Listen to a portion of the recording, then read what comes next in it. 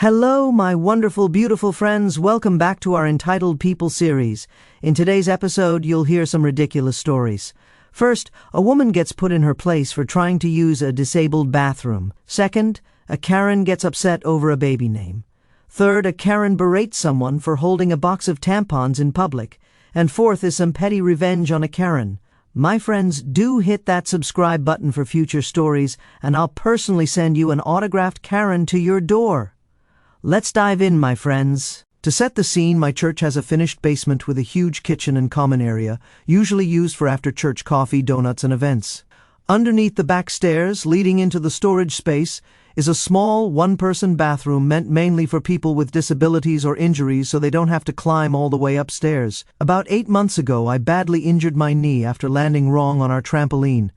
I was on crutches with a metal brace for a while. During one of our breakfast fundraisers, I was sitting at the end of the food tables handing out silverware.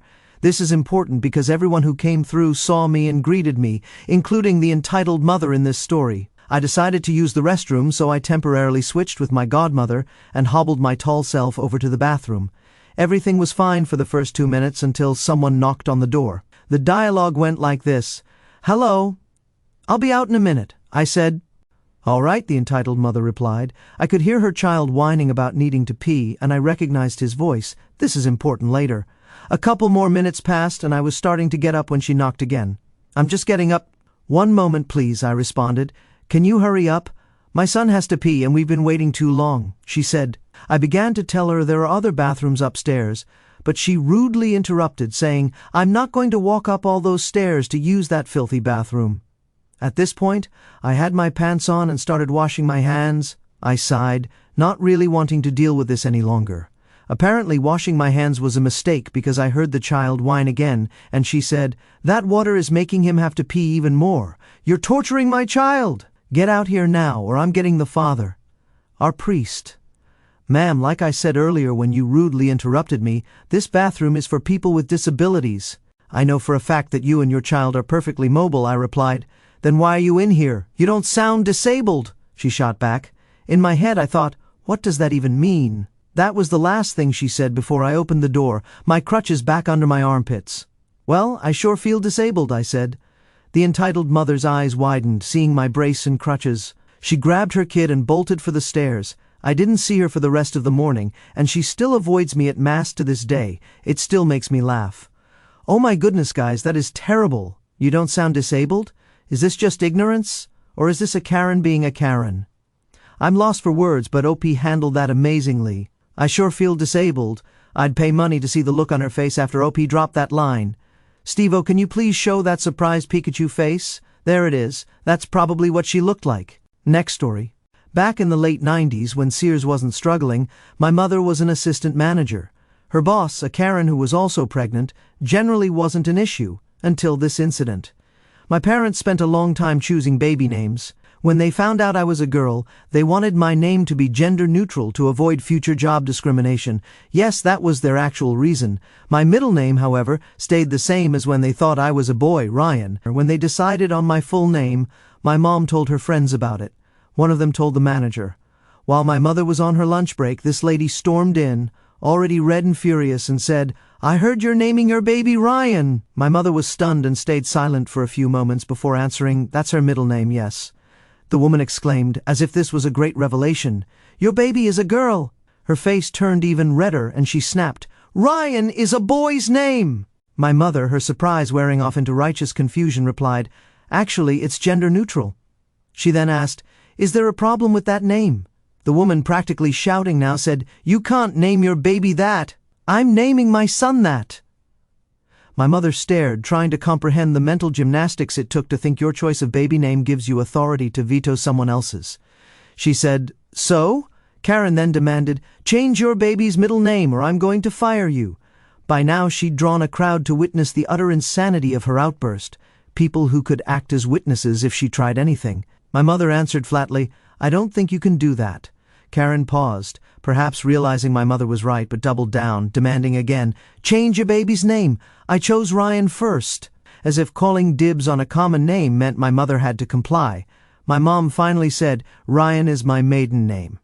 At this, the woman stopped, still furious, sputtered for a moment and stomped off. For the record, my middle name is Ryan, and her boss named her son Dylan instead. Guys, I think this is super common. People secretly hold on to baby names so others won't use them. I've known couples who are super protective of their baby names, not telling a soul for fear someone in their circle will take it. To me, a name is just a name. If you want to name your kid Ryan, and I want to name mine Ryan, I guess there'll be two Ryans. Is that just me? Next story. So, I'm in the middle of my monthly visit from Mother Nature and realized I'm out of sanitary products. I stopped at my local supermarket before heading to university to stock up and decided to treat myself to a meal so I wouldn't have to eat overpriced campus food later. I paid and left. Normal, right? I decided not to get a carrier bag to save the turtles, but I definitely overestimated my ability to carry everything. Women's clothes don't have pockets, so I found myself juggling my phone, wallet, car keys, sandwich, cereal bar, bottled water, and tampons in my two small hands. Of course, I parked far, far away from the doors to minimize interacting with people. I'm doing this awkward half-walk, half-jog back to my car, focusing really hard on not dropping my sandwich. I didn't immediately notice the Karen and her small child walking near me. When I did see them, it was because I almost walked into them. The conversation went like this. "Oh, hey, I'm sorry I didn't see you there," I said. The mother began to say, "It's fine, no worries," until her beady eyes locked onto my hands. She stopped mid-sentence and just stared. My sandwich looked good, so I didn't blame her at first, but it was a little weird. I gave her a couple of seconds to find her voice, realized she wasn't going to continue, and politely carried on toward my car. I didn't look at the mom and her son, but I guess they started walking in the same direction as me. Turns out, they owned the only other car in my carefully selected deserted corner of the lot, parked a few spaces away. She shouted, "Hey! Hey you! You shouldn't wave those around, you know. There's a boy here." "What?" I responded. Those things you're holding, they're personal items. Get a carrier bag," she said. I looked down and realized she was referring to my tampons. Maybe it's just me, but I don't see an issue with carrying my shopping to my car without a bag, even if it's sanitary products. They aren't dirty, are they? I have needs. I brushed it off and carried on, hearing her huff something else, but I couldn't make out the words. I got to my car and faced a dilemma. My hands were full and my car was locked. Being the bulkiest item, I put the tampon box on the roof of my car to maneuver my keys and open the door. As I did, I felt a presence beside me. A scrawny, clawed arm reached over my shoulder and snatched my tampons. I turned around, and there she was, looking absolutely livid. "What the heck are you doing?" I asked. "How dare you?" she screamed. "I told you once already, these shouldn't be flaunted around. I have my son right here, and he doesn't need to see that." "See what exactly?" "A cardboard box?" I asked. "You know what these are? Intimate products. There are children here," she said, shoving the box back into my hands and telling me to put them away where they belong. Her son, who couldn't be more than 6 years old, started tugging at her, saying, "Let's go, I have school." She told him they were going, but only after chatting with this lady. "Chatting?" I said. "You just screamed in my face and assaulted me over some tampons." The son then asked, "What are tampons?" That's when the mom gave a shriek, grabbed her son protectively and fixed me with a glare. "See what you did," she said. "Whatever, lady," I replied, getting into my car, ready to drive away, but the mother just stood there, looking at me as if I'd kicked a puppy. Something about it really ticked me off, so I wound my window down. As I pulled away, I gave her a cheery wave with the tampon box and said with a smile, "I'm off to use these." The screeching was unintelligible over my engine, but I didn't need to hear the words to know the vibe. Guys, at least her kid had the sense to realize he was late for school. The boy wouldn't have known what that box was anyway. He's 6 years old, for crying out loud. He's not going to ask about tampons. What do you guys think? Was it an overreaction, or should things like that be carried in a bag? Next story. Here I was, thinking I'd run out of entitled people stories that don't involve my mother, but I'm back with another one. This happened a few days ago, and I'm recovering from abdominal surgery 12 days prior. I'm a 30-year-old disabled female in a wheelchair, and I don't have a car, so I took a taxi to do some shopping. I needed things from the hardware store. Mr. Taxi Man, who we'll call Bruce, dropped me off, and I went to do my thing, nothing out of the ordinary. When I finished shopping, I called for the taxi back. It would be about a 15-minute wait, but it was a nice day, and I didn't mind waiting outside. As I waited, I noticed someone was parked in the disabled parking space, but there were no disabled tags on the windshield. It was annoying, but honestly, I didn't care at that point. I just wanted to get home. About 10 minutes later, a middle-aged woman walked out of the store, went straight to the car, opened the trunk, put her shopping in, and went to the driver's side. Instead of getting in, though, she took out a cigarette and started looking at her phone. A few minutes later, I saw my taxi arrive. Bruce, being the polite and patient man he is, waited for the woman to drive out of the space. Karen knew he was waiting and was well aware she was parked illegally in the disabled parking space. But do you think she cared?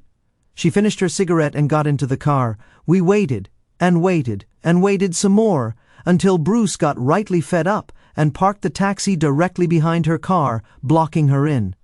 This is when things got interesting. Karen began honking her horn repeatedly for a few seconds before getting out of her car. "What the heck do you think you're doing? You blocked me in!" she shouted. Bruce, in a mocking, apologetic tone, said, "I'm very sorry, ma'am, but I needed the car space, and you seem to want to stay there. I just thought I'd do you a favor. Now, if you don't mind, I have a job to do." He gestured in my direction. I gave Karen a big smile. I hate confrontation, so I appreciated Bruce handling it for me. He got into the car, fastened me and my wheelchair into place, and all the while, Karen was yelling profanities and threatening to call the police. If it were any other day, I'd have been happy to call the police so she'd get a fine, but I just wanted to go home. It only took a few minutes before I was secured in the car, and we left. But I made sure to give Karen a smile and a one-finger salute through the window as we drove off, which made the encounter all the sweeter. Next story. So, I was hoping, thanks to COVID, this wouldn't be a problem. But the kids in my neighborhood keep coming to my door on Halloween for candy. Every year I tell them, no, I'm not giving it out, go somewhere else. I've gone so far as to put out signs telling them to leave me alone every October. But these persistent kids just seem to take it as a challenge. They will repeatedly ring my doorbell until I come out, get bored, or keep coming back to my place after I tell them no, hoping I'll change my mind. I never do. This year, one particularly persistent little girl from the next cul-de-sac over, who's made it her mission to wear me down for candy every year, rings the doorbell. I tell her nicely, or as nicely as you can tell someone who repeatedly ignores the big red sign saying my house is not for trick-or-treating, that I don't have any candy. She looks at me with what she probably thought were adorable puppy dog eyes and asks me if I would mind checking. I tell her there's absolutely no candy in my house, nor will there ever be. That was a lie, but she didn't know that. Then the little monster gets it in her head that I'm lying and keeps asking me if I'm sure. I tell her I'm diabetic, which I'm not, but she apparently doesn't even know what that means. One quick Google search on my phone later, and she accuses me of lying about having it. I am, but that's not the point. I suppose I could have given her a Hershey bar, but I really didn't want her spreading the triumphant news to all the other kids about how she finally got the mean lady to give in, at the risk of them following her example. So, I just tell her I don't have to give candy to anybody who's going to be rude enough to deny my very serious medical condition and close the door. I come down to find the little troublemaker peeking out from behind the legs of a very angry-looking mother. The following exchange goes down. I say, "How can I help you, ma'am?" The mother says, "My daughter says you repeatedly refuse to give her candy." I reply, "I'm sorry, I don't have any." She responds, "This callous attitude toward the festivities is unacceptable. It's Halloween, and you should have prepared for it."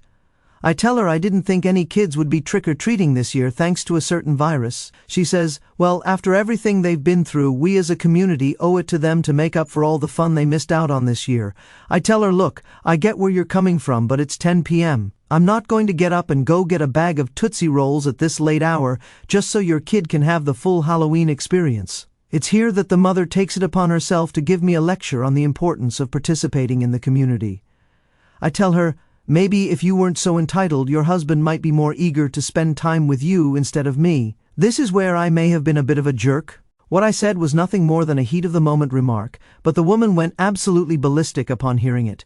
She freaked out and started screaming about whether or not her husband was seeing me.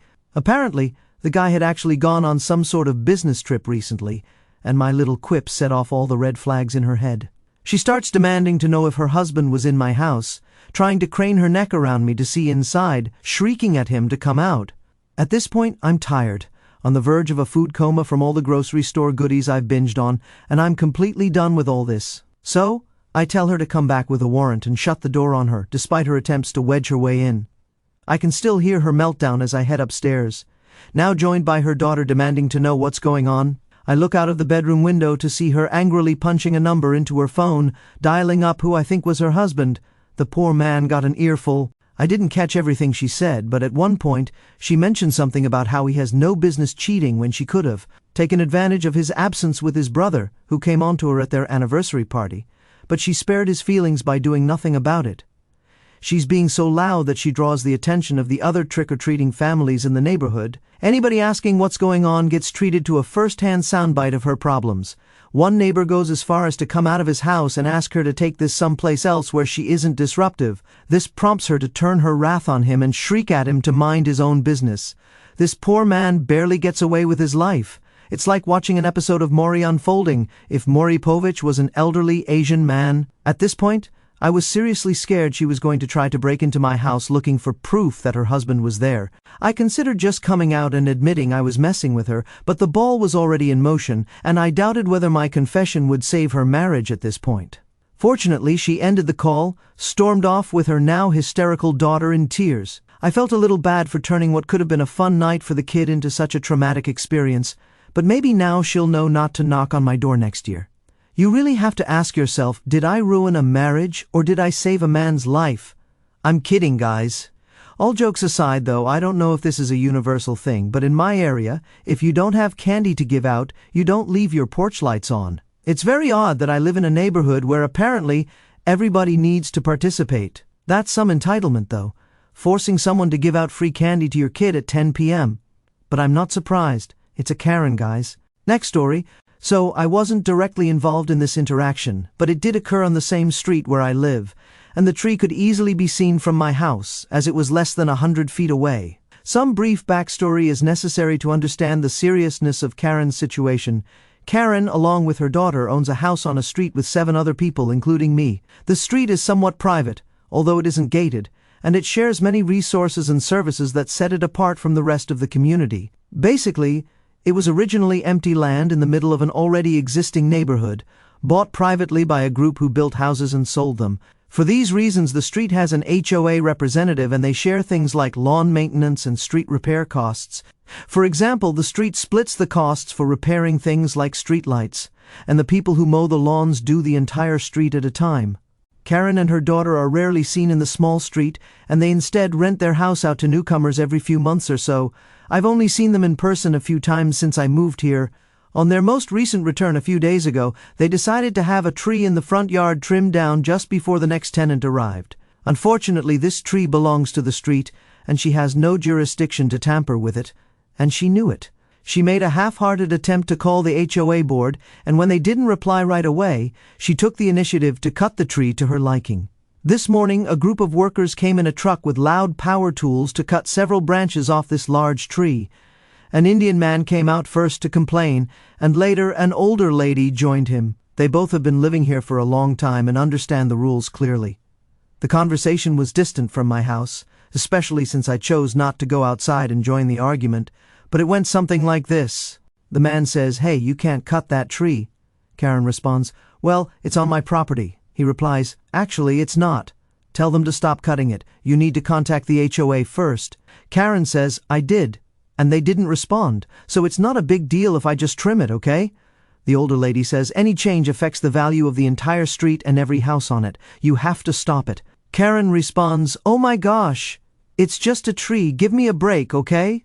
For those who don't understand, the entire street has a common theme where every house must have a similar design, and each having a tree is part of that design. Stripping this mature tree down to a couple of branches completely ruins the look of the street. The man walks up to the workers, who are basically already finished, and says, "Guys, please stop for now." Karen steps in front of him and says, "Hey, back off." The man puts his hand on her shoulder to move her aside, and she says, "Stop being aggressive." This goes on for about 30 minutes. The entire time, Karen is being extremely rude, interrupting people, and whining incessantly. The Indian man, the older lady, and the other neighbors watching knew they couldn't do anything without contacting the HOA first. They certainly didn't want to touch her, and they couldn't do anything with the workers because they were hired by Karen. Her daughter didn't say anything and stood at the doorway of the house. The workers continued with the tree, and in no time it was finished. About an hour passes when the Indian man and the older lady return with news from the HOA. It was true that Karen couldn't touch the tree, and everyone knew that, but what Karen didn't know was that the consequences were extremely straightforward and relentless. When they began to explain her remaining options, she had a smirk of victory on her face, but it didn't take long for it to be completely wiped away. HOA policies dictate that she has to completely replace the tree, which means she needs to hire people to dig the tree out, pay for a new tree, pay for it to be replanted, and pay for the lawn that will be torn up as the tree is replaced. If she doesn't comply, her house will be put on a lien, and she will no longer be considered an extension of our private street. For those not fluent in real estate terms like me, this means Karen cannot sell, rent, or refinance her property until these conditions are met. Even if she complies right away, her new tenant will be delayed at least a week or more while the tree is being dug up.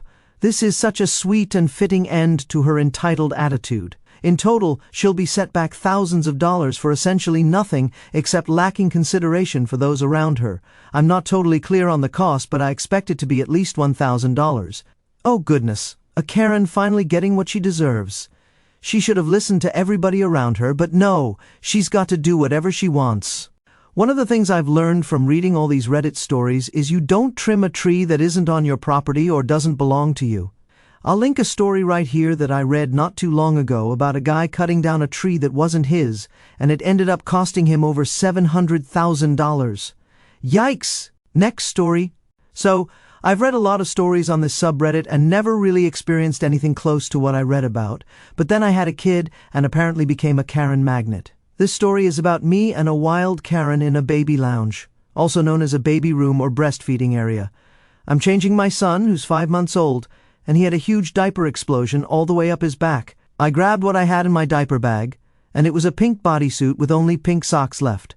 We thought we were having a girl at first and got surprised by a boy, so I got rid of most of the girl stuff, but some items like socks and a few neutral pink onesies I use for him daily because, hey, he's 5 months old. He's in his pink bodysuit and socks, feeding and having a great time, when a woman approaches. She had been breastfeeding across from me. Karen says, "That's such a cute baby. What's her name?" I say, "It's Jonathan." Karen, with a shocked expression, says, "You really shouldn't put pink on a boy." I was confused and asked, "Why?" He doesn't mind at this age. Karen tells me, "I know things are more alternative here in this country, but stuff like that will turn your kid gay, believe it or not." I told her I don't care if he's gay. Karen gets out a black onesie from her bag and says, "Here, you can put this on him." I told her I don't care, and at this point my boy is so upset that I pack up our stuff and leave. I was just gobsmacked. What in the world goes through a person's head to think that's okay? So that was my day. I just needed to vent. Oh, Karen, Karen, Karen, her entitlement truly knows no bounds. Hey, your son shouldn't wear pink, so here's a black onesie I have. Here's a fun fact if you guys didn't know: in the 1920s, some groups described pink as a masculine color, an equivalent of the color red that was considered for men but lighter for boys. But apparently most stores found out that people were increasingly choosing to buy pink for girls and blue for boys, and it became accepted in the 1940s. These stories are a wild mix of entitlement and satisfying comeuppance. Here's my take on each. The church bathroom incident is peak Karen behavior. I'm appalled at the entitled mother's audacity, demanding the OP hurry up in a disability bathroom while ignoring their obvious crutches and brace. Her "you don't sound disabled" comment is absurd, ignorance, or just Karen being Karen. The OP's witty "I sure feel disabled" line and her bolting in embarrassment made me laugh. The Pikachu face moment was perfect. The baby name drama at Sears is bizarre. I can't believe the manager thought she could own the name Ryan and threatened to fire the OP's mom over it. The mental gymnastics to claim dibs on a common name are wild. I love how the mom shut it down with "Ryan is my maiden name," leaving Karen speechless. It's refreshing that the boss backed off and chose Dylan instead. The tampon parking lot saga is infuriating. I'm stunned at the mother's overreaction to a box of tampons, snatching them and screaming about her son's innocence. The OP's sarcastic wave with the tampon box as they drove off? Iconic. It's just a cardboard box. Her kid wouldn't care. This is entitlement on steroids. The disabled parking Karen got what she deserved. I admire Bruce, the taxi driver, for blocking her in after she lingered illegally. Her tantrum and the all-peas one-finger salute were the perfect response. It's maddening when able-bodied people misuse accessible spaces. The Halloween candy Karen is ridiculous. I get not wanting kids to miss out but demanding candy at 10 p.m.? Entitled. The all-peas quip about her husband set off a hilarious meltdown exposing her insecurities. I feel a bit bad for the kid, but maybe she'll learn to respect boundaries. The tree-cutting Karen's arrogance cost her dearly. I love how the HOA's strict rules forced her to replace the tree, delaying her tenant and hitting her wallet. It's a fitting lesson for ignoring community rules. The baby lounge Karen's homophobic comment about pink clothes is outrageous. I'm gobsmacked she offered a black onesie to fix it. The Oppie's calm response was perfect. Babies don't care about color stereotypes. The historical note about pink being masculine in the 1920s is a fun twist. What a way to end an episode of our Entitled People series, Petty Revenge on a Karen. That, my friends, brings us to the end of this episode. If you enjoyed the stories and aren't subscribed, hit that subscribe button. If you missed the last episode, check it out if you haven't, and I'll see you guys in the next one. I love you.